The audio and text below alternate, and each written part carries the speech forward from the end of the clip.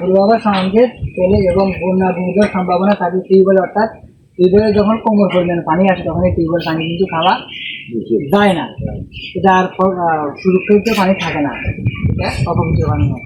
ওই ভূমিধস আশ্রয়কেন্দ্রের দাবার মধ্যে প্লাস্টিকের দিয়ে তাকে বেঁধে রাখবেন, এই কাজটা কাজ অবশ্যই করেছি। আপনি আবার বললাম যে আপনি যে করেন আমার বড় দেখতে আপনাকে সিস্টেমগুলো বলবো, ঠিক আছে? হ্যাঁ, এরপরে আসেন ঘূর্ণিঝড় কেন্দ্রে যাওয়ার পূর্বে আমাদের কিছু অত্যন্ত জরুরি জিনিস নেওয়া লাগে। কি বলতে পারেন? বিশুদ্ধ খাওয়ার পানি, ফার্স্ট শুকনো খাবার, এরপরে খাবার স্যালাইন, মোমবাতি, এগুলো কে নিয়ে আসবে? বুঝতেছেন এগুলো কথা? এগুলা এখন তো বর্ষা কম্পন রাখবেন, এগুলো বন্যা পূর্বকালীন প্রস্তুত হিসেবে এগুলো কেনার জন্য আপনার 2,000 টাকা 5,000 টাকা লাগবে না। ঠিক বন্যা কোন পর্যায়ে গেলে একজন নাগরিক আশ্রয় কেন্দ্রে যাবে সেটা কর্তৃপক্ষ ভালো করে জানে।